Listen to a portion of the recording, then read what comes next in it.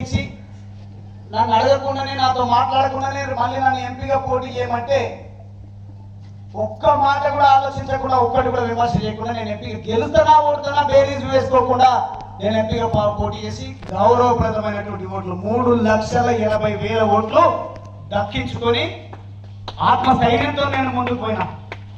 మళ్ళీ తిరిగి 2014 ఎన్నికలు వస్తే తెలంగాణ వచ్చిన తర్వాత టికెట్ ఇచ్చేటువంటి విషయంలో ఇంకెవరెవరు వస్తారంటే వచ్చినాక అనౌన్స్ చేద్దాం. గువ్వల బాలరాజుకు టికెట్ ఇచ్చేటువంటి విషయంలో వేచి చూసే ధోరణి అవసరమా?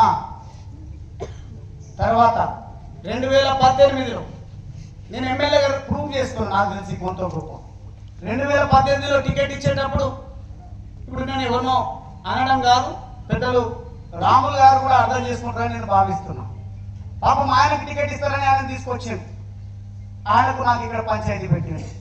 గ్రూపులుగా విడిపోతుంటే నాకున్న నైజంను బట్టి ఎట్లాగో వాళ్ళు సర్ది చెప్పే ప్రయత్నం చేయరు కాబట్టి నా అంతటా నేనే నిలదొక్కుకోవాలంటే నేను ఎవరైనా కావాలని కుట్ర చేస్తే ధైర్యంగా చెప్పి డ్రామాలు చేయొద్దు, నేను ఇక్కడ శాసనసభ్యుని, నాకు తెలియకుండా మీరు గ్రూపులు పెట్టి టికెట్ మాకు వస్తుంది నీకోసం ఎవరికైనా రాని ప్రమాణం పూర్తిగా చెప్తా ఉన్నా వాళ్ళ కోసం చేద్దాం, కానీ ఇప్పుడు ఆ ప్రస్తావన తీకండి అని చెప్తే అప్పుడు నేను అన్న మాటలను రికార్డు చేసుకొని అధిష్టానానికి వినిపిస్తే నీ కోపం తగ్గాలి. నువ్వు అట్లా అనవద్దు. నా ఆవేదన వ్యక్తీకరిస్తే కూడా కోపమా? ఏదైనా గట్టిగా మాట్లాడితే కోపమా? నేను మందు తాగను, నాకు నిజంగా చెప్పాలంటే ఏ సమస్యలు లేవు, నాకెందుకు ఫ్రస్ట్రేషన్? నాకు ఇబ్బందులు ఉండాల్సినటువంటి అవసరం ఏముంది? అప్పుడు అది జరిగిపోయింది. ఎవరికైనా నేను కూడా త్యాగం ప్రజల కోసం చేస్తాను, ఆ త్యాగం పార్టీల కోసం చేయాల్సిన కర్మ నాకు పట్టలేదు. కమిట్మెంట్ నా ఆలోచనల కోసం కమిట్మెంట్తో ఉంటా, నా ప్రజల కోసం కమిట్మెంట్తో ఉంటా, పేదరిక నిర్మూలన కోసం కమిట్మెంట్తో ఉంటా. రేపు నిజంగా నేను పార్టీలో చేరితే ఆ పార్టీ నీకు టికెట్ ఇవ్వదు, కానీ పార్టీని గెలిపించే ప్రయత్నం చేయి, నీ ఆశయం ఏముందో పేద ప్రజల కోసం కావాల్సినటువంటి ఎజెండాను నిర్మిస్తామని ఎవరైనా చెప్తే దానికోసం నేను సిద్ధంగా ఉంటాను. కానీ నీకు టికెట్ ఇస్తాం, నీకు పైసలు ఇస్తాం, గెలిస్తే చాలు కదా అన్నటువంటి ఆ పదవులు ఎందుకు, ఏమవసరం నాకు? నేను ప్రభుత్వ విప్ పదవి కూడా నేనేం అడిగేది కాదు. ఎస్, మొదటిసారి గెలిచినప్పుడే నేను మంత్రి పదవి అడిగినటువంటి మాట వాస్తవం. కారణం, ఒకవేళ దళిత కోటాలో చూస్తే నాకు తెలిసి నాలాంటి ఒక 5-6 మంది యువకులము మేమందరం ఉన్నాం. మా దాంట్లో ఎవరికైనా ఇచ్చింటే వేరు. రాజయ్య గారు కాంగ్రెస్ పార్టీలో గెలిస్తే రాజీనామా చేయించి ఉప ఎన్నిక తెచ్చి ఆయనను గెలిపించుకున్నాను. గెలిపించి ఆయన వచ్చిన తర్వాత ఆయన డిప్యూటీ సీఎం ఇచ్చిండు. మళ్ళీ ఆయన ఏ కారణంగా తొలగించిండో సంబంధం లేదు. మళ్ళీ కడియం శ్రీహరి గారిని ఎంపీగా రాజీనామా చేయించి మళ్ళీ ఉప ముఖ్యమంత్రి పదవి ఆయనకి ఇచ్చిండు. అన్ని అనుభవించిన తర్వాత ఆయనకు ఆయన కూతురుకు టికెట్ ఇస్తామని డబ్బులు కూడా ఇచ్చినామని ఇస్తే ఆయన పోయిండు. మేము ఎక్కడ పోమని తెలిసినటువంటి వాళ్ళకు నాకు ఒకవేళ ఎంపీ టికెట్ ఇవ్వండి, కష్టకాలంలో నిలబడతా, గెలుపోవటంలో కాదు మన పార్టీ లైవ్ లో ఉండాలని నేను చెప్తే పెడచేవిలో పెట్టారు. వినడమే కాకుండా సంజాయిషి కూడా ఇచ్చేటువంటి ప్రయత్నం చేయలేరు.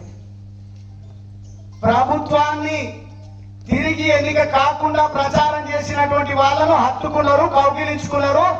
వాళ్ళ వల్లనే ఓడిపోయినామనే సంగతి మరిచి వాళ్ళకి అవకాశాలు ఇచ్చింది. ఇచ్చినా కానీ ఇస్తే ఇచ్చిండ్రు, మనమందరం కూడా పనిచేద్దాం అని సిన్సియర్ గా, నేను నాకు దేవుడు అంటే భక్తి ఎక్కువ కాబట్టి దేవుడి మీద ప్రమాణం చేసి అందరం పనిచేద్దాం అని చెప్పేసి చిత్తశుద్ధితో పనిచేస్తే పాపం రాములు గారు ఇదే ప్రాంతానికి నియోజకవర్గానికి 3 సార్లు ప్రాతినిధ్యం వహిస్తే వాళ్ళ కుమారుడిని నిలబెడితే వాళ్ళకు కాకుండా వాళ్ళకంటే దాదాపుగా 8,000 ఓట్లు ఎక్కువ వచ్చినాయి. బీజేపీ కంటే బీఆర్ఎస్ ఎంపీకి ఇక్కడ ఎన్ని మన దగ్గర 35,000 ఆయనకు వచ్చినాయి. 37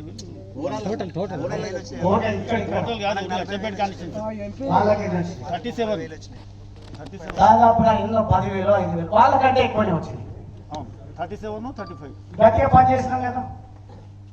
ఎక్కడైనా నేను ఏమైనా తప్పు చేసినట్టుంటే మీరే నాకు గల్లా పట్టండి. రాములు గారికి ఎంపీ ఇచ్చినప్పుడు ఆయన సత్యమణి పనిచేసిందో లేదో కానీ నేను నా సత్యమణి కాళ్ళకు బల్పం కట్టుకొని ప్రచారం చేసి గెలిపించాను.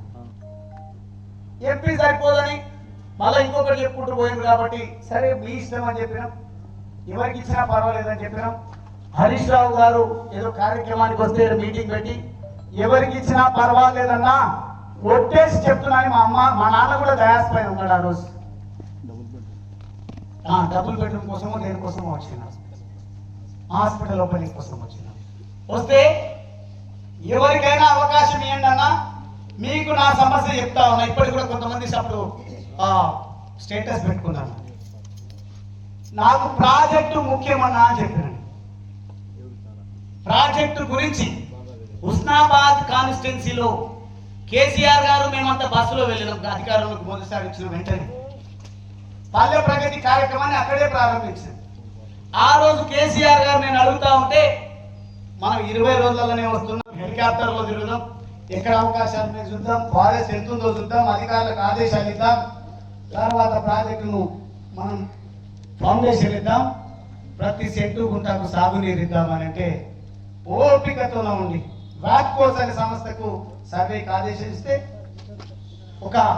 నాకు తెలిసి ఒక క్లర్క్, ఒక పిఏ కూడా తిరగకపోవచ్చు సెక్షన్ల వరకు.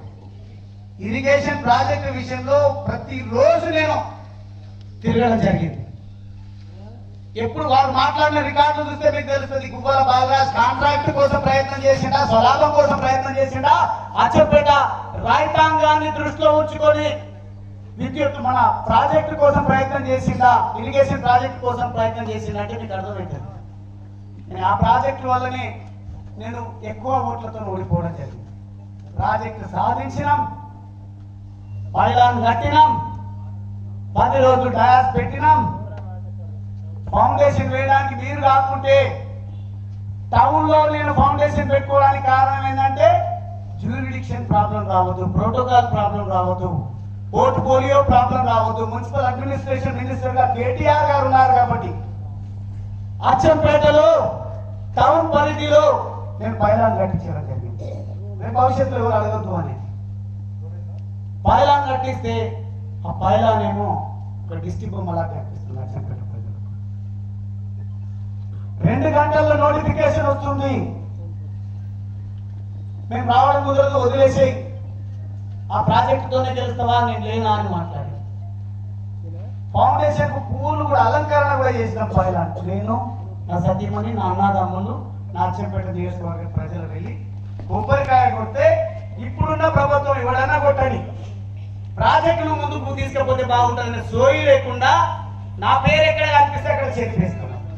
నాకు విశ్వాసం ఉంది, గువ్వల బాలరాజ్ పేరు యువత గుండెల్లో ఉంది, గువ్వల బాలరాజ్ పేరు అచ్చంపేట ప్రజల మనసుల్లో ఉంది. అచ్చంపేటలో ఉన్న ప్రతి చెట్టు పుట్టకు కూడా తెలుసు గువ్వల బాలరాజ్ పని విధానం ఏంటిది, గువ్వల బాలరాజ్ ఏం చేసిండు అనేది. ఇవన్నీ మర్చిపోయి నేనెవరినైనా అధికారిని మీరు ఎందుకు ఇంకా ప్రపోజల్స్ పంపలేదు అని అధికారులతో మాట్లాడితే ఐఏఎస్ లను అట్లా మాట్లాడు.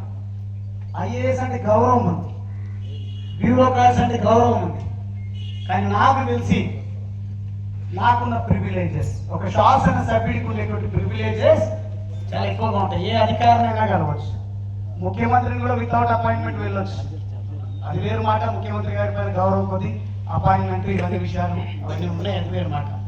మళ్ళీ నేను ఆ విమర్శలు ఒకవేళ కనుక ఇవన్నింటిని విన్న తర్వాత వాళ్ళ పని వాళ్ళు చేసుకుంటూ పోతేనేమో సరే, లేదు అని అంటే నేను నిజంగా డాక్టర్ వైఎస్ రాజశేఖర రెడ్డి గారు అధికారంలోకి వచ్చిన తర్వాత తను మాట్లాడిన మాట ఏంటంటే, కోపం అనే నరాన్ని తెంచుకుంటున్నా అని చెప్పేసి నిజంగా ఎప్పుడు కూడా పొలైట్ గా నవ్వుతూ ఉన్నారు.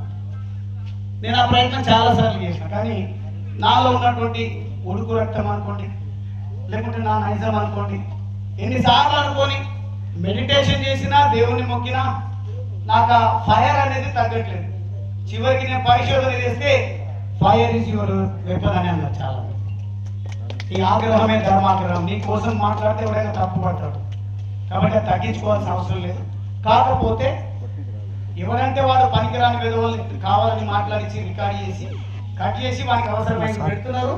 నిజాయితీగా మాట్లాడుతున్నా దాన్ని సారాంశం ఏందో ప్రజల్లోకి తీసుకువెళ్ళడం లేదు. వాళ్ళంతా నేను రాజకీయంగా అంతమొందించాలి, చివరికి నిన్నే అంతమొందించాలని ప్రయత్నాలు చేస్తున్నారు. జాగ్రత్తగా ఉండని నా వెల్విషర్స్ సూచనలు. అవును సార్. ఆ సూచనల కారణంగా నేను ఇంకా కొంత గుడి కార్యక్రమాలు, చావు బ్రతుకులు లేకుంటే శుభకార్యాలు తప్ప నేను పెద్దగా కార్యక్రమాలు చేసింది ఏం లేదు. చాలాసార్లు అన్నారు అమీనుద్దీన్ అటువంటి మిత్రులు, ఈ ఇష్యూ బర్నింగ్ ఉంది, దీని మీద పోరాటం చేద్దాం. విద్యార్థులు అన్నారు కాలేజీ దగ్గర మా భూమి కబ్జా అవుతుంది, దీని మీద ప్రయత్నం మాకు చేద్దాం. లేదంటే ఎన్నడో లేనిది ఈద్గా దగ్గర ప్రభుత్వ స్థలం ఆక్రమణకు గురవుతుంది, దీని మీద పోరాటం చేయండి అన్నారు. కానీ లోపాయికారి ఒప్పందంతోన ఎన్నికల కంటే ముందే ఇప్పుడున్నటువంటి ముఖ్యమంత్రి నన్ను ఓడించడం కోసం ఇక్కడ ఉన్నటువంటి నీ నాయకులను కొంతమందిని డమ్మీ చేసిన సంగతి నాకు తెలుసు. మేము అధికారంలోకి రావడం ఖాయం, చకచకా మీ పనులన్నీ చేసేయడం ఖాయం అన్నారు. అగ్రిమెంట్ ప్రకారం చేసేస్తున్నాం. చెప్పాలి తమ్ముంటే వీటన్నిటికీ సమాధానం. కానీ గువ్వల బాలరాజు వస్తున్నాడు అని, లేదంటే నేను కట్టిన గుడి, నేను విశ్వసించే నా ఆరాధ్య దైవం పెద్దమ్మ తల్లి కనకాల మైసమ్మ తల్లి చిన్కుంట దగ్గర ఉంది, నేను ప్రమాణం చేసి చెప్తా, కార్యక్రమాలు చేద్దామంటే ఇప్పుడు తొందరపడవద్దు మనము. అయినా నేను రాజకీయాల నుంచి వైదొలిగినా, నాకు పెద్దగా ఇంట్రెస్ట్ లేదు, నాకు మున్సిపల్ చైర్మన్ ఇవ్వలేదంటే సరే అప్పుడు ఏదో అయ్యింది, ఒకరికి ఇచ్చేసినాం, కరుడు కట్టిన కార్యకర్త అనుకున్నాం, ముందు నుంచి ఉన్నోడికి ఇద్దామంటే అప్పుడు పోయి పలకపల్లోకి ఇస్తావా నువ్వు అన్నారు. బయట వాళ్ళని తెచ్చి ఎంకరేజ్ చేస్తారు, ఈయన నాన్ లోకల్ అని చెప్పేసి మాట్లాడే ప్రయత్నం వాళ్ళు చేసారు. సరే అట్లా అంటున్నారు కదా, ఇక్కడ వైశ్య సామాజిక వర్గానికి పెద్దగా అవకాశాలు ఎప్పుడు ఉండవు. నాకు తెలిసి నేనే ఎక్కువగా వైశ్య సామాజిక వర్గాన్ని రాజకీయంగా ప్రోత్సహించాను. సోదరిమణి అరుణా గారిని 11వ వార్డులో నిలబెడితే కుట్ర బండి ఓడగొట్టిండు. అది ఎవరు ఓడగొట్టిందో, లేకుంటే అప్పుడు చైర్మన్ అయినట్టు కుట్ర చేసినా నాకు తెలియదు, లోతుల్లోకి వెళ్ళను. ఆమె ఓడిపోయిన తర్వాత నేను ఎవరినైనా చైర్మన్ చేసేందుకు విచక్షణాధికారం నాకుంది. కానీ ఒక మాట కూడా ఆలోచించకుండా రిజల్ట్ రాగానే నరసింహగౌడే చైర్మన్ అవుతాడు అని నేను చెప్పాను. ఇప్పుడు కూడా అప్పుడు ఆయనకి ఇచ్చిండ్రు, ఇప్పుడు మళ్ళీ ఆయనకి ఇస్తున్నారు. ఈయన చెప్పిందే రాజ్యం అయిపోయింది, ఈయన చెప్పినట్టు వినాలి ఎందుకు అని పార్టీ రావడం పక్కనే కూర్చొని మాట్లాడతారు. చాటుపోయి విమర్శలేమో పనికి రాని అసమర్థ సత్తువలేని విమర్శలు చేసి నన్ను ఓడించడానికి కుట్రలు చేసింది అందరు కలిసి. మండలంలో ఆయన అక్కడ ఉన్న ఆయన గురించి విమర్శించాలని కాదు, ఎందుకు వచ్చింది విభేదము అని అంటే, గోనేటి తిరుపతయ్య అని మామూలుగా ఉన్న వ్యక్తిని నేను సర్పంచ్ చేస్తా, గతంలో ఎంపీటీసీ చేస్తా అన్నప్పుడే మీరు వద్దంటే పెద్దల మాట విని ఊరుకున్నా, ఈసారైనా సర్పంచ్ చేద్దామంటే వాడిని సర్పంచ్ ఇస్తే అవకాశం గుళ్ళో ఉండి చెప్తున్నా చిత్తుగా ఓడిపోతాడు అన్న. సరేనా పర్వాలేదు, ఓడిపోతే పర్లేదు, గెలిపోవడం ఏముంటుంది. నాకు అవకాశం దొరికినప్పుడు యువతను ప్రోత్సహించకుంటే నేనెందుకు, నా పదవి ఎందుకు, యువకుడిగా మన పదవిలోని ప్రయోజనం ఏంది అని ఈ జెడ్పీటీసీకి రాజీనామా చేస్తున్నట్టే నిర్లక్ష్యం చేయకుండా ఎక్కడో క్రషర్ దగ్గర కూర్చుంటే మనం అందరం పోయి మాట్లాడి ఒప్పించి, కావాలంటే నీకు నచ్చకపోతే ప్రచారం గురించి బాగుండకుంటే మీరు బెంగళూరులో మీరు కొనుక్కుంటారు, అక్కడ ఉండండి, కానీ నా మాట నిలుపుకోకుంటే నా క్రెడిబిలిటీ ఏముంటది అని ఆ పిల్లలకి ఇస్తే రికార్డు మెజారిటీతోన లింగాల మండల కేంద్రంలో మేజర్ గ్రామ పంచాయతీలో ఒక అనామకుని అద్భుతమైన మెజారిటీతో సర్పంచ్ చేసిన. సర్పంచ్ చేయడమే కాదు, అభివృద్ధి కార్యక్రమాలు తాను ఏదనిగా చేసుకుంటూ పోతే అన్ని వాడు చెప్పినట్టే నడుస్తున్నాయంటే సర్పంచ్ చెప్పినట్టు నడవక, ఎన్నికైన ప్రజాప్రతినిధి చెప్పినట్టు కాకుండా ఆజమాయిషి చెలాయించే వాళ్ళ ప్రకారం నడుస్తాడా కూల బాబు నడవాలన్నా అట్లా. ఇవన్నీ కూడా ఒక్కొక్కటి చెప్పుకుంటూ చాలా ఉన్నాయి, ఇప్పటికే చాలా ఆలస్యమైంది. ఇవన్నిటిని సాధారణంగా ఎస్సీ ఎస్టీ నియోజకవర్గాల్లో కాంగ్రెస్ పార్టీ ఫోకస్ చేస్తుందని కావాలంటే మీరు రికార్డులు వెరిఫై చేయండి. అసెంబ్లీలో ఎల్పీ ఆఫీస్లో నేను ప్రెస్ మీట్ పెట్టి ఎస్సీ ఎస్టీల పైనే దృష్టి కేంద్రీకరించింది కాంగ్రెస్ పార్టీ. సునీల్ కనుగోలు గారు స్ట్రాటజీ చేస్తున్నారు, ఒక్కొక్క అభ్యర్థి పైన ఒక్కొక్క దళిత, బంజారా, ఆదివాసీ వాళ్ళ పైన ఒక్కొక్క రకమైన స్ట్రాటజీ చేస్తున్నారు. బట్టగాల్చి మీదేయడానికి అలకగా దొరికిన ఈ సామాజిక వర్గాలు కాబట్టి తిరుపతికి లెటర్ కావాలంటే 500 తీసుకుంటుండంట, లేదంటే ఇక్కడ డబ్బులు అడుగుతున్నాడంట, పనిలో కమిషన్ అడుగుతుందంట అని విమర్శలు అందరిపైన చేసింది. కానీ నా పైన చేసిన విమర్శ అవినీతి చేసిందని ఎక్కడ అవకాశం లేదు చెప్పడానికి జగమెరిగిన సత్యం. ఒళ్ళు దాచుకున్నాడు అని చెప్పడానికి వీలు లేదు. 24 గంటలు పనిచేసినాను. ఉదయం 5-6 గంటల నుంచి మొదలుకుంటే మధ్యరాత్రి 2, 3, 4 గంటల వరకు కూడా నేను క్యాంప్ ఆఫీస్ లో, ఇప్పుడంటే నిర్మాణం జరిగింది, అప్పుడు నిర్మాణ దశలో ఉన్నాను. ఆ మట్టిలో, దుమ్ములో, ధూళిలో ఉంటూ అన్నం పెట్టినాం తినిపోండి సార్ అని మా వాళ్ళు నాయపడినట్టు టీఏలు కానీ ఎవరైనా చెప్తే రెడీ చేయండి నేను వస్తున్నాను. ఈ 9 గంటలకు అన్నం పెడితే రాత్రి 12, 1, 2 గంటలకు కూడా వెళ్లకుండా తినకుండా కడుపు చంపుకొని ప్రజా సమస్యలే ఆకలిగా బ్రతికినా జీవించిన. కాబట్టి నా మీద విమర్శలు చేయడానికి వీలు లేకుంటే కొత్తది సృష్టించింది. ఏమని? అగ్రవర్ణాలకు వ్యతిరేకమంట కదా, కొట్టిందంట కదా, తిట్టిందంట కదా, కోపం ఎక్కువనంట కదా, ఇదే ప్రచారం చేయండి అంటే పాపం నిజంగా వర్కౌట్ అయింది. రాజకీయాల్లో ఎవరి స్ట్రాటజీ వాళ్ళది. నేను ఈరోజు చెప్తున్నా, చదువుకున్న వ్యక్తిగా ప్రమాణం చేసి చెప్తాను, ఏ అగ్రవర్ణం పైన నాకు ద్వేషం లేదు, ఉండబోదు. నిజంగా అగ్రవర్ణాల్లో ఉన్నోళ్ళు రాజకీయాల్లో మక్కువ ఉంటే నేను భవిష్యత్తులో నేను పోయే దారి ప్రయాణమే కరెక్ట్ అయితే నాతో జతగట్టండి, పనిచేయండి, మీ ఆలోచనలను కూడా పరిగణలోకి తీసుకొని నేను పనిచేస్తాను. కానీ మీకు నాకు దూరాన్ని సృష్టించినటువంటి పనికి రాని వేద వల్ల స్ట్రాటజీ వల్ల నేను విడిపోవాల్సినటువంటి అవసరం లేదు. అట్లాని వాళ్ళే వస్తే వాళ్ళకే అధికారం ఇచ్చే అవకాశం ఆలోచన కూడా నాకు లేదు. ఎవరైతే ప్రజాకోణంలో ఆలోచిస్తారో, ప్రజా సేవే లక్ష్యంగా ఎవరైతే పూనుకుంటారో వాళ్ళకే నేను అవకాశాలు ఇస్తా. అందుకు లోకల్ బాడీ ఎన్నికలే వేదిక కాబోతున్నాయని సందర్భంగా నేను సవాల్ చేస్తాను. లోకల్ బాడీ ఎన్నికల్లో ఒకవేళ మీరు అన్నట్టుగా నిజంగా వెనక్కి తీసుకోవాలంటే ఒకసారి ఆలోచన చేస్తే మిమ్మల్ని కొట్టి పారేయాలని లేదు, నాకు లేదు. ఇది కానే కాదు అని అనుకుంటే నేను మళ్ళీ 2 పార్టీలతో కూడా నేను మాట్లాడతా. 1-2 డేస్ సమయం తీసుకుంటా. లేకుంటే వాళ్ళు మనం ఆలోచించినట్టుగా ఆశించినట్టుగా వాళ్ళు దొరికితే మాట్లాడితే వాళ్ళతో చర్చించిన తర్వాత నా నిర్ణయాన్ని ప్రకటిస్తా. వాళ్ళతో చర్చించిన తర్వాత అక్కడ కూడా నువ్వు డమ్మింగ్గానే ఉండాలి తప్ప నీ పేదల ఎజెండా మాకు ఎజెండా కాదు అని చెప్పిందే అనుకో, నేను ప్రమాణ పూర్తిగా ఏ పార్టీలలో చేరకుండా నేను వ్యక్తిగతంగా ఒక భారత పౌరుడిగా నేను ప్రమాణాన్ని కొనసాగించేటువంటి ప్రయత్నం. కాబట్టి ఇవన్నీ విషయాలను దృష్టిలో పెట్టుకోండి. నేను నిజంగా రాజకీయ లబ్ధి కోసమే అయితే కాంగ్రెస్ పార్టీ గెలవదంటున్నారు కదా, బీజేపీ పార్టీ లేదంటున్నారు కదా, బీఆర్ఎస్ గెలిచే అవకాశం ఉందంటున్నారు కదా, గెలిచే అవకాశాన్ని ఎందుకు చేసేర్చుకుంటాను? కానీ నేను ఆలోచిస్తున్నది మాత్రం గెలవాల్సింది నాయకులు పార్టీలు కాదు, గెలవాల్సింది కేసీఆర్ గారు చెప్పినట్టుగా ప్రజలు. పేదరికం జరగాల్సింది పేదరిక నిర్మూలన. వీటిపైన నేను దృష్టి సారించి ముందుకు పోతా. లోకల్ బాడీ ఎన్నికల్లో అన్ని పార్టీలు ఏకమైనా మీ అందరి సహకారంతో మున్సిపాలిటీలో చరిత్ర సృష్టించిన మనం అన్ని పార్టీలు ఏకమైంది. మన కుట్రదారులు మన పక్షాలనే ఉండి అక్కడ వాళ్ళకు వత్తాసు పరిస్థితులు లోపాయికారి ఒప్పందంతో ఓడించాలనే ప్రయత్నం చేసినా 20కి 20 గెలిపించినటువంటి చరిత్ర నాకుంది. అది మీ చరిత్ర, అది మీ ఉండడం వల్ల. ఎమ్మెల్యే కాకముందే హరీష్ రావు గారే మనం దాదాపుగా 40% ప్రజాప్రతినిధులను గెలిపిస్తే అంగిరేకుల శేఖరయ్య ఫంక్షన్ హాల్లో హరీష్ రావు గారే వచ్చి మనం గెలుపొందించినటువంటి ప్రజాప్రతినిధులను సన్మానించి ఇది గ్యారంటీగా గెలవబోతుంది ఈ స్థానం అని చెప్పిపోయిండు హరీష్ రావు గారు.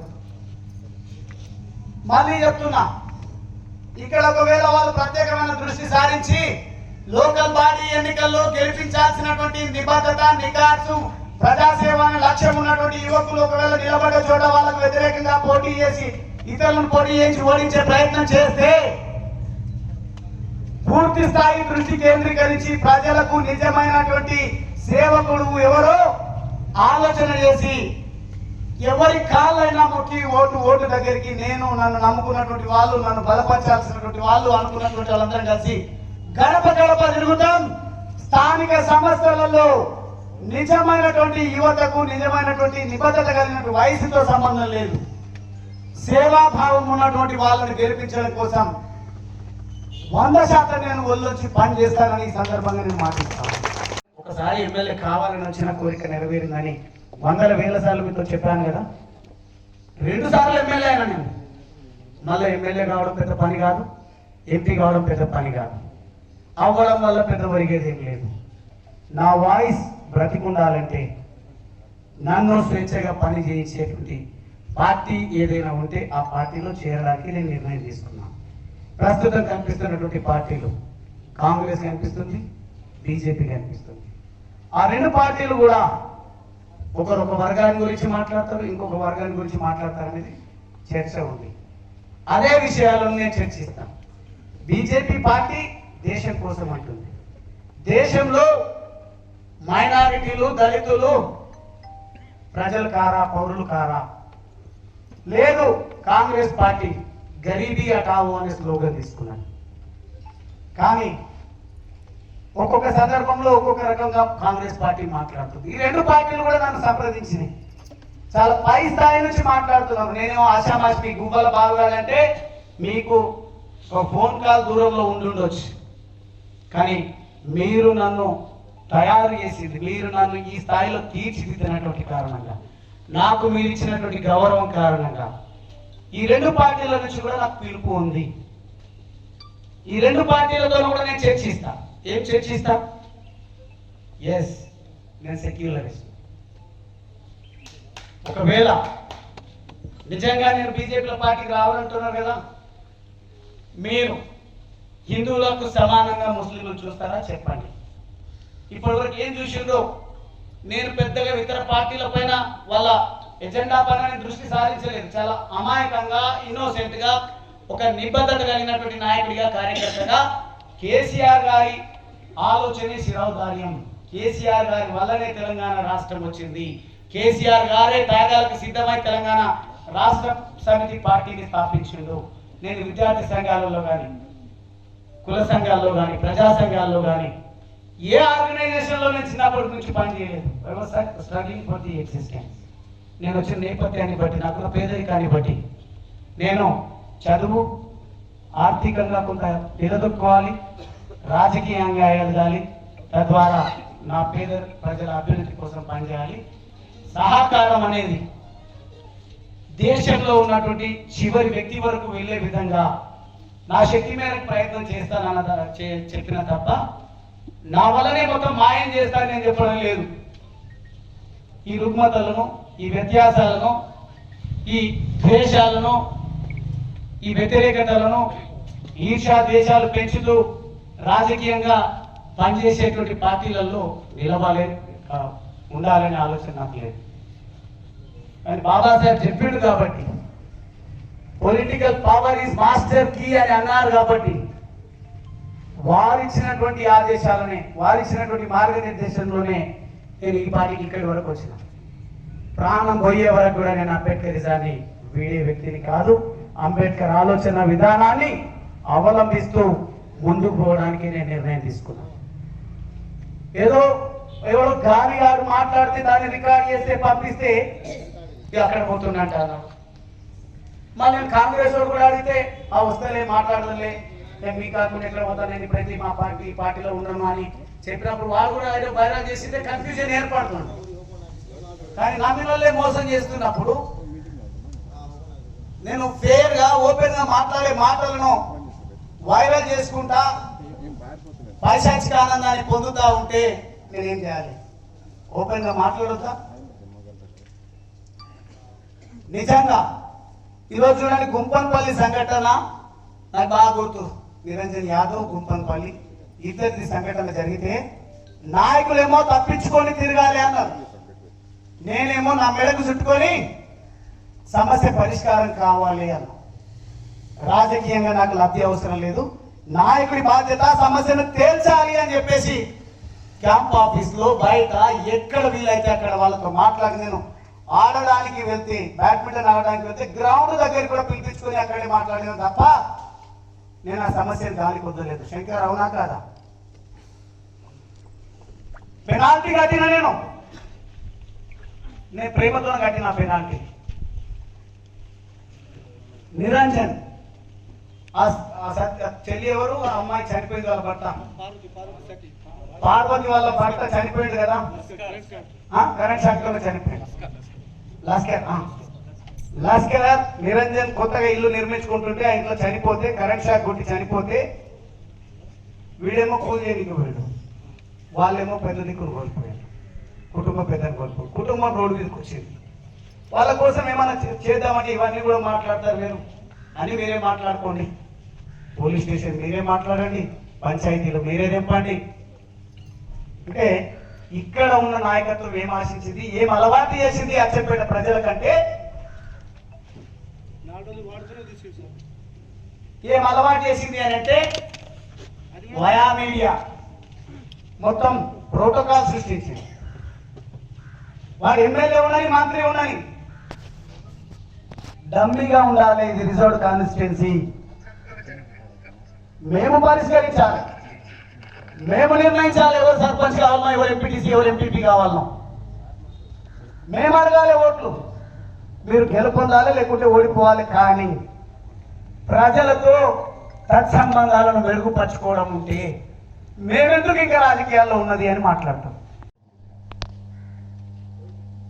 2009లో నాకు ఎమ్మెల్యే ఇచ్చి నన్ను అడగకుండానే, నాతో మాట్లాడకుండానే మళ్ళీ నన్ను ఎంపీగా పోటీ చేయమంటే ఒక్క మాట కూడా ఆలోచించకుండా, ఒక్కటి కూడా విమర్శ చేయకుండా, నేను ఎంపీగా గెలుస్తానా ఓడుతానా బేరీజ్ వేసుకోకుండా నేను ఎంపీగా పోటీ చేసి గౌరవప్రదమైనటువంటి ఓట్లు 3,80,000 ఓట్లు దక్కించుకొని ఆత్మస్థైర్యంతో నేను ముందుకు పోయినా.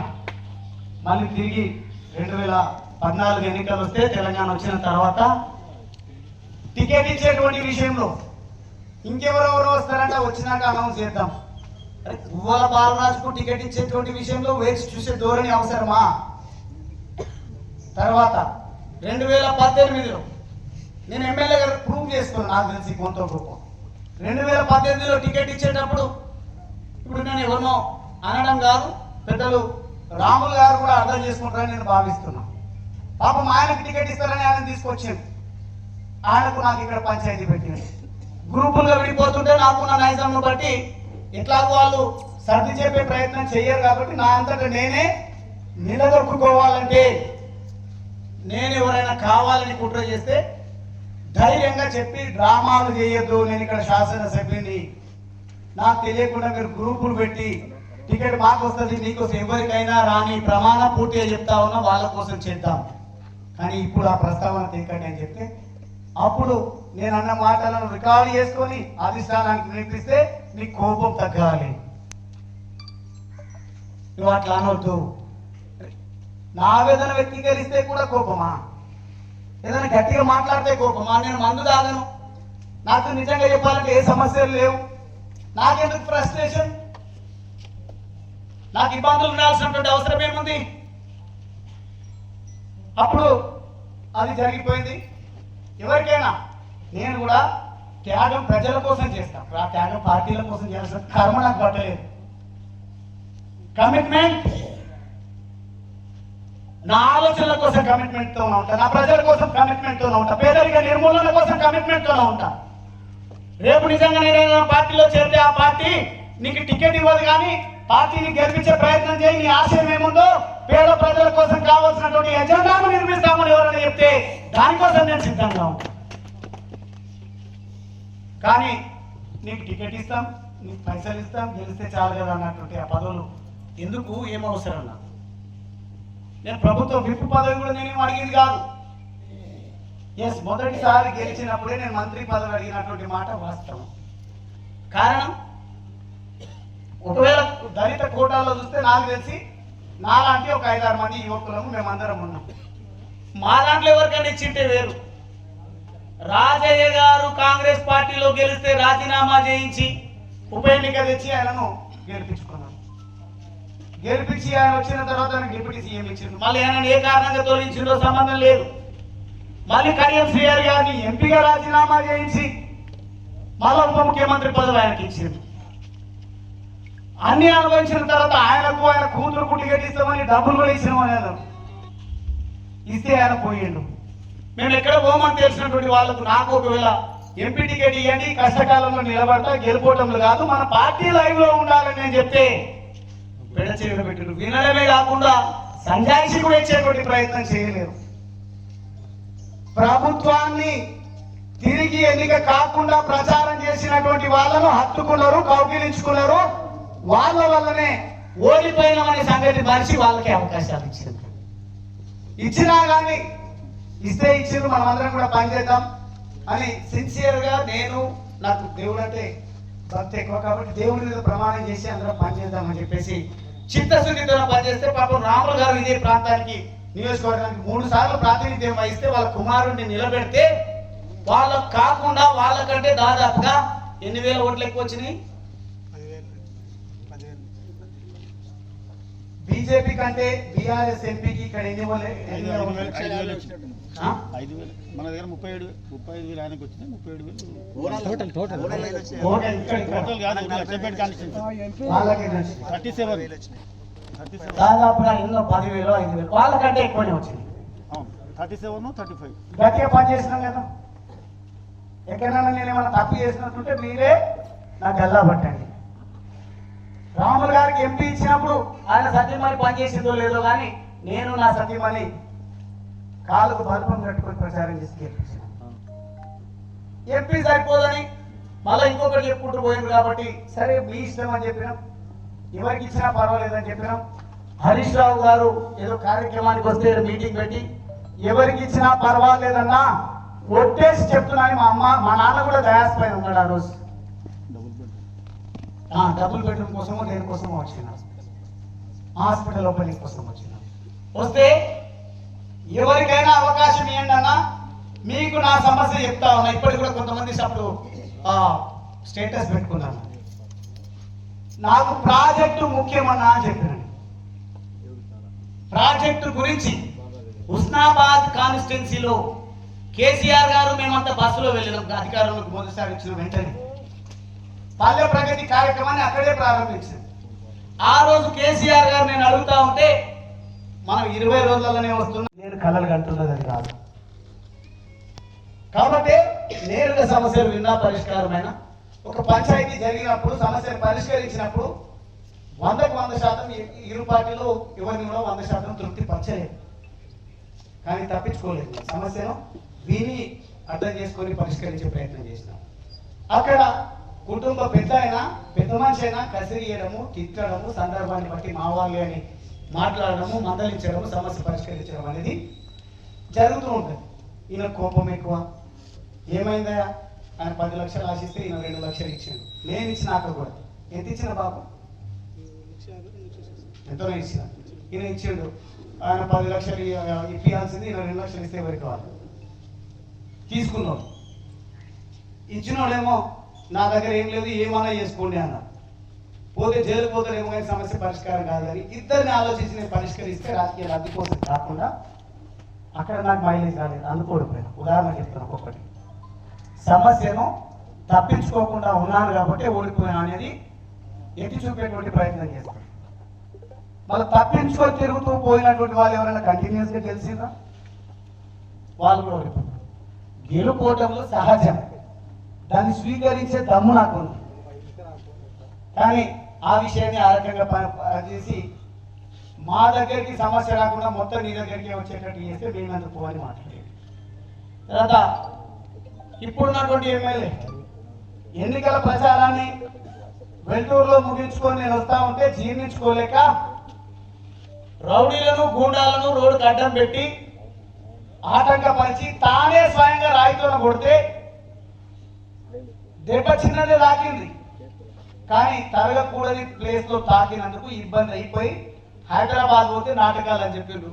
ఇంత పెద్ద పట్టి కట్టుకున్నాడు, ఇక్కడ దెబ్బ తాకితే ఇక్కడ కట్టుకున్నాడు.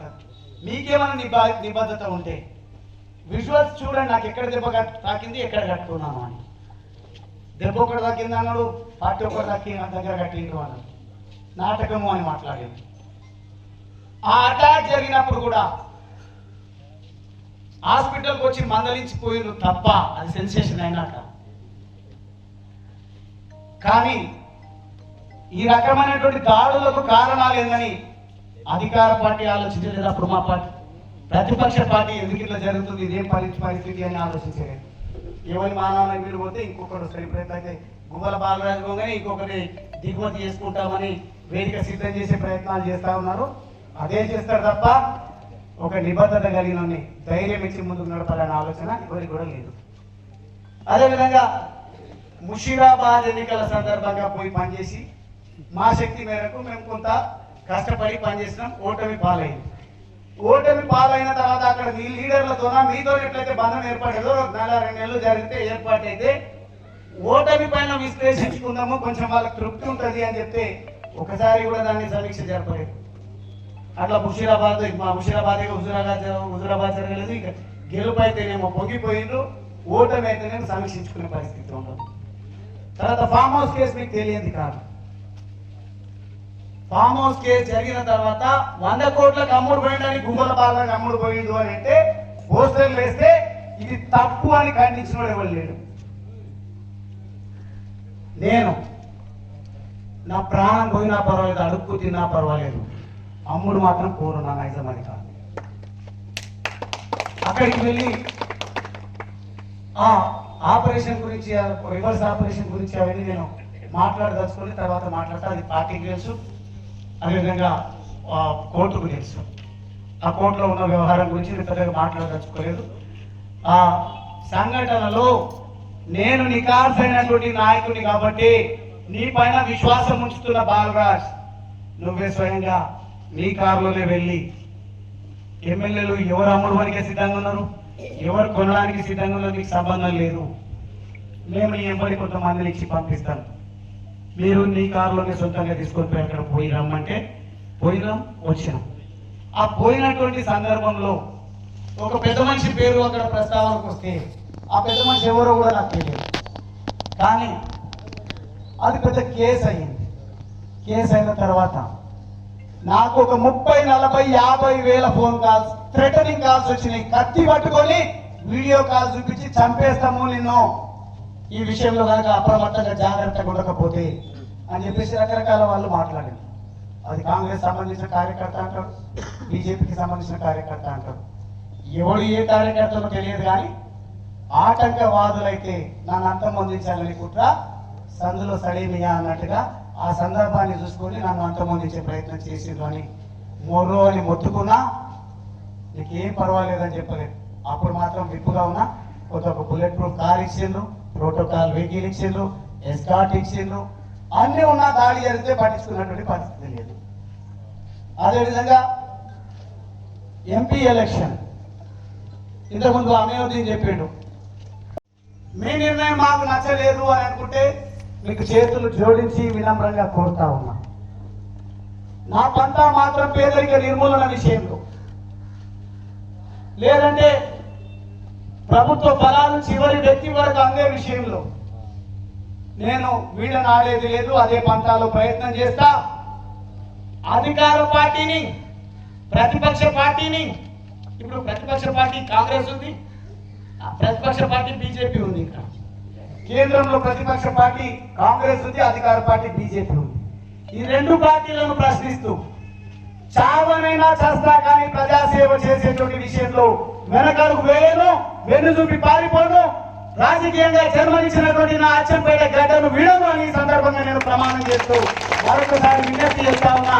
ఇంత కుట్రలు కుతంత్రాలు చేసిన నేను మిమ్మల్ని కలవడానికి వస్తున్నా అంటే బీఆర్ఎస్ పార్టీ ఆదేశం మేరకు బీఆర్ఎస్ పార్టీకి వెన్నుపోటు పొడిచినటువంటి వాళ్ళతో సమావేశం పెట్టించినటువంటి ఈ సందర్భంలో కూడా మీరందరూ వచ్చినందుకు మీ అందరికి చేతులు జోడించి నమస్కారాలు తెలియజేస్తూ నేను సెలవు తీసుకుంటున్నా. జై తెలంగాణ, జై తెలంగాణ. మీ నిర్ణయం మాకు నచ్చలేదు అని అనుకుంటే మీకు చేతులు జోడించి వినమ్రంగా కోరుతా ఉన్నా. నా పంతా మాత్రం పేదరిక నిర్మూలన విషయంలో, లేదంటే ప్రభుత్వ ఫలాలు చివరి వ్యక్తి వరకు అందే విషయంలో నేను వీళ్ళని ఆడేది లేదు. అదే పంతాలో ప్రయత్నం చేస్తా. అధికార పార్టీని, ప్రతిపక్ష పార్టీని, ఇప్పుడు ప్రతిపక్ష పార్టీ కాంగ్రెస్ ఉంది, ప్రతిపక్ష పార్టీ బీజేపీ ఉంది. ఇక్కడ కేంద్రంలో ప్రతిపక్ష పార్టీ కాంగ్రెస్ ఉంది, అధికార పార్టీ బీజేపీ ఉంది. ఈ 2 పార్టీలను ప్రశ్నిస్తూ చావనైనా చేస్తా కానీ ప్రజాసేవ చేసేటువంటి విషయంలో వెనకడుగు వేయను, వెన్ను చూపి పారిపోను, రాజకీయంగా జన్మనిచ్చినటువంటి నా అచ్చంపేట గడ్డను విడను అని ఈ సందర్భంగా నేను ప్రమాణం చేస్తూ మరొకసారి విజ్ఞప్తి చేస్తా ఉన్నా. ఇంత కుట్రలు కుతంత్రాలు చేసిన నేను మిమ్మల్ని కలవడానికి వస్తున్నా అంటే బీఆర్ఎస్ పార్టీ ఆదేశం మేరకు బీఆర్ఎస్ పార్టీకి వెన్నుపోటు పొడిచినటువంటి వాళ్ళతో సమావేశం పెట్టించినటువంటి ఈ సందర్భంలో కూడా మీరందరూ వచ్చినందుకు మీ అందరికి చేతులు జోడించి నమస్కారాలు తెలియజేస్తూ నేను సెలవు తీసుకుంటున్నా. జై తెలంగాణ, జై తెలంగాణ. మాజీ శాసన సర్పంచ్ గారు కొండారెడ్డిపల్లిలో హత్యకు గురైతే, ప్రభుత్వ హత్యకు గురైతే అర్ధరాత్రి నేను వెళ్ళినా అదే గ్రామంలో యాదయ్య అని ఒక జవాన్ చనిపోతే ఆ రోజు పచ్చి సమైక్యవాది అని చెప్పుకొని రావద్దు అని మాట్లాడుతున్నటువంటి పోరాటాలు జరుగుతున్నా చంద్రబాబు నాయుడు గారు వచ్చారు, మిగతా వాళ్ళు వచ్చిన కుటుంబాన్ని పరామర్శించిపోయింది. కానీ సాయి రెడ్డి గారు చనిపోతే ఎందుకు ప్రధాన ప్రతిపక్షము దాని విషయంలో ప్రశ్నించలేదు? ఒకసారి మనం ఆలోచన చేయాలి.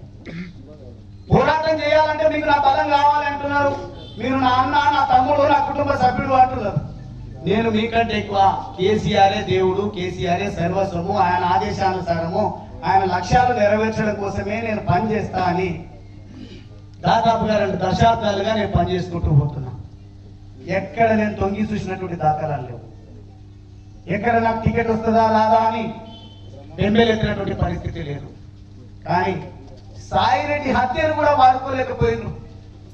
ఆ రోజు బలగాలు దిగినాయి, అంత్యక్రియలకు ఎవరు రావాలంటే భయపడ్డారు. నేను అంత్యక్రియలకు వస్తే పోలీసు వాళ్ళు నువ్వు రావద్దు అని చెప్పేసి మాట్లాడారు. అదే విషయాన్ని ప్రభుత్వానికి టిఆర్ఎస్ పార్టీ పెద్ద నాయకులకు చెప్తే వదిలేసి ఇంకా అని మాట్లాడింది. ఇక్కడ ప్రజలు ఈ రకమైనటువంటి ఇబ్బందుల్లో ఉంటే ప్రశ్నించరు, కానీ పనికొచ్చే అంశాల, పనికిరాని విమర్శల ప్రభుత్వం చేస్తుంటే దానిపైన పవర్ పాయింట్ ప్రెజెంటేషన్ ఇచ్చి క్లారిఫికేషన్ ఇచ్చేటువంటి ప్రయత్నం చేస్తున్నారు. This the look after the court. ఇది కోర్టు చూసుకుంటుంది. లేకుంటే కమిషన్ ఇచ్చినటువంటి తీర్పును బట్టి అసెంబ్లీలో చర్చకు పెడతా అంటున్నాడు ముఖ్యమంత్రి గారు. అక్కడ చర్చించండి, అది కూడా పరిమితమే చేయండి. కేవలం ప్రభుత్వం చేస్తున్న విమర్శలు, గత ప్రభుత్వం ఇప్పుడున్నటువంటి ప్రభుత్వంలో ఉన్నటువంటి వాళ్ళను ఇబ్బంది పెట్టినట్టు అంటే అంశాలనే అసెంబ్లీలో చర్చిస్తున్నారు, బయట చర్చిస్తున్నారు, సోషల్ మీడియాలో చర్చిస్తున్నారు, మెయిన్ స్ట్రీమ్ మీడియాలో చర్చిస్తున్నారు తప్ప ప్రజలు ఏం కోరుకుంటున్నారు? బీఆర్ఎస్ పార్టీ అధికారంలో ఉన్నప్పుడు ఇంటింటికి నల్లా ఇచ్చింది.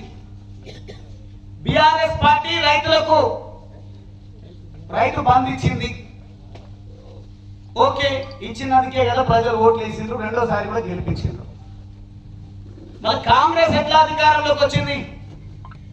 బీఆర్ఎస్ పార్టీ కంటే, ప్రభుత్వం కంటే కేసీఆర్ ప్రభుత్వం 10,000 ఇస్తే మేము 15,000 ఇస్తామని చెప్పిండ్రు రైతు బంధు, రైతు భరోసా పేరిట. ఒకటే చట్కాలు, గత ప్రభుత్వం రుణమాఫీ చేయలేదు, నేను వచ్చిన వెంటనే ఇంకా 2 లక్షల రుణాలు తెచ్చుకొని నేను వచ్చిన వెంటనే మాఫీ చేస్తా అని చెప్పేసి ప్రగల్భాలు పలికినటువంటి ఈ ముఖ్యమంత్రిని ప్రశ్నించే విషయం పక్కన పెడితే కాళేశ్వరం కుంగింది, లేదంటే ఇక్కడ చివరి ఇంటి వరకు నీళ్ళు అందలేదు అని అదే అంశాలపైన నీళ్ళు అందలేదు కాదు, అవకాశాలు అందరికీ రాలేదు రాజకీయంగా అనే అంశాలే తెరపైకి తీసుకొస్తున్నారు.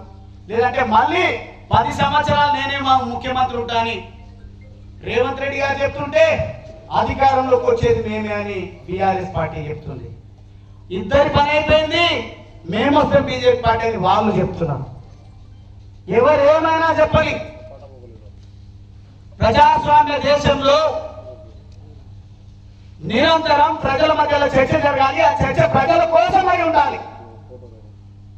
ప్రజల కోసం జరగాల్సినటువంటి చర్చను జరపకుండా నా అటువంటి గొంతు ఉన్నటువంటి, మాట్లాడే శక్తి ఉన్నటువంటి, నిబద్ధత, కమిట్మెంట్ ఉన్నటువంటి వాళ్ళు ఇబ్బంది పడతా ఉంటే ప్రభుత్వం చేస్తున్నటువంటి కుట్రలకు సహకారాన్ని అందించాలి. ఇక ఈ యువకుడు ప్రజల కోసం, తన పేద వర్గాల కోసం పనిచేస్తుంటే ఓడిపోతే ఓడిపోయి ఇంకొకసారి తిరిగి లేస్తాడు కదా, ప్రశ్నించే గొంతుగా కావాలి కదా అని వాడుకుందాము, నిలబెడదామనే ధైర్యం ఇవ్వకుండా దీన్ని ఖండించండి.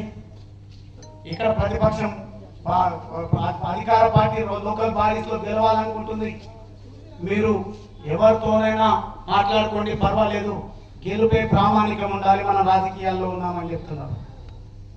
గెలవాల్సింది రాజకీయాల్లోనే కాదు, ప్రతిపక్షంగా కూడా గెలవాల్సినటువంటి కోసం. నేను బీజేపీని కూడా అంటా ఉన్నా, బీజేపీ కూడా ఒక స్పష్టమైన లైన్ తీసుకొని పోతే అది బాగుంటుంది. కానీ వీళ్ళిద్దరి పని అయిపోయింది, ఆల్టర్నేట్ ఏమని చెప్పడం కాదు. అందుకే నేను రాజీనామా చేసిన మీకు చేతులు జోడించి వినమ్రంగా కోరుతా ఉన్నా, కొద్దిసేపు ఓపికతో వినండి. ఒకవేళ నా మీద అభిమానం ఉండి నమ్మకం ఉంటే వినండి, లేదంటే ఏం ప్రాబ్లం లేదు, ఉన్న మైకుల ముందు మాట్లాడి బయటకు వెళ్తాను.